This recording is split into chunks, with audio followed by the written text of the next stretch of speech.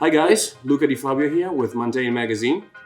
We are here today with Caitlin Stolley, head of Lily Gilder Designs, and her beautiful dogs. This is Bowie, right? Bowie, yep. And Mortimer. Oh, look at that. Yes, my trusty assistants. There you go. Well, let's start with Lily Gilder.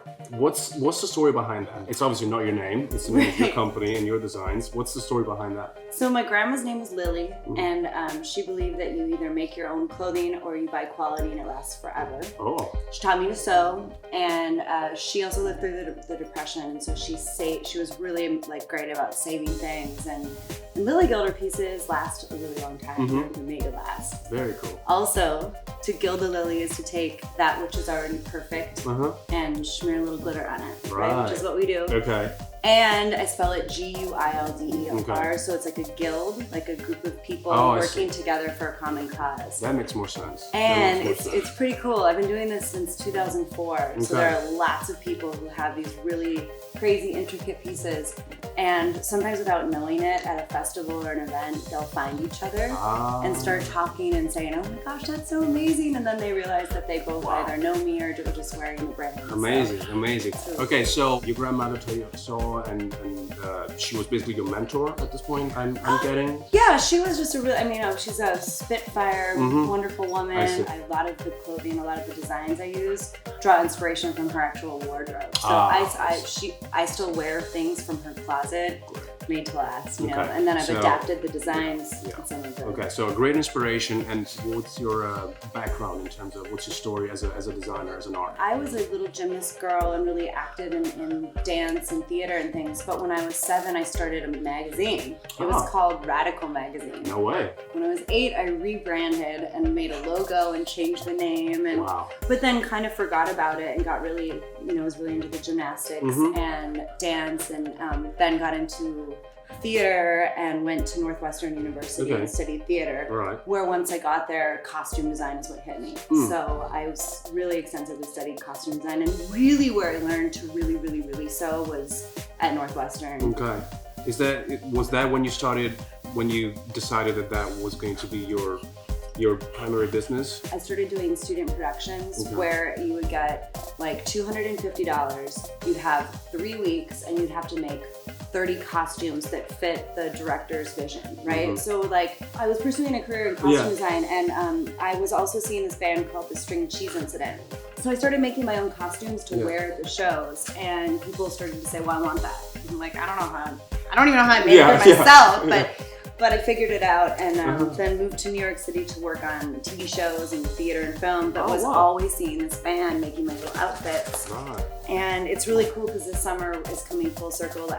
My friend and I decided to start a little company and go on tour with the band, and I'm going to be vending at a festival that they're throwing again, Electric Forest this year. So it's kind of in June, cool. Right? 15 years later, coming back to the source. Okay, that's a great story. So you moved to Nashville, you start doing your custom designs. What is basically the average client of yours? So my typical client is somebody who is, really has eccentricity and loves to travel and go to dance parties in the desert.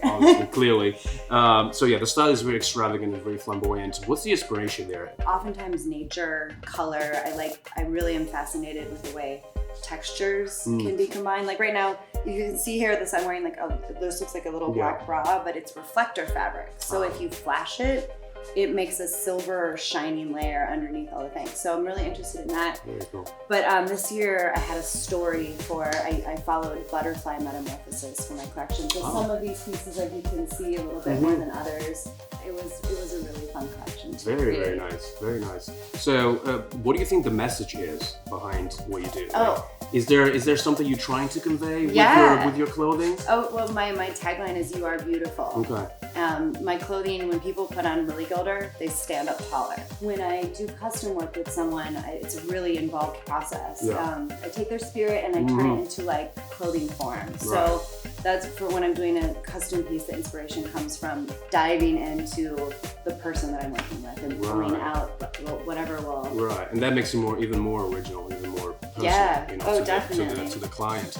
So what's happening right now? What are your next steps, next projects? Well, I'm working, so I'm preparing for Bonnaroo, running at Bonnaroo and Electric Forest, and then traveling around in an RV that we're retrofitting to be a mobile Lily Gilder studio. Oh, sweet. Yeah, and I have a president for my company now, and his company is called Buddy Bag, and so we're partnering the two things together, and we're about to launch a Kickstarter for that endeavor. It's a hand-woven bottle or sling that you can put almost anything in, and it's an easy product that partners with everything that I do. So there you go. Like, perfect.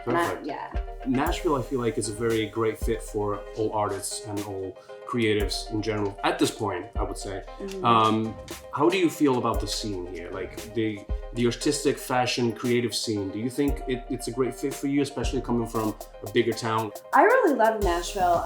Nashville has always been a place where people come to collaborate. We're musicians. You know, it's a place where all the songwriters come together, and now we have artists of every genre.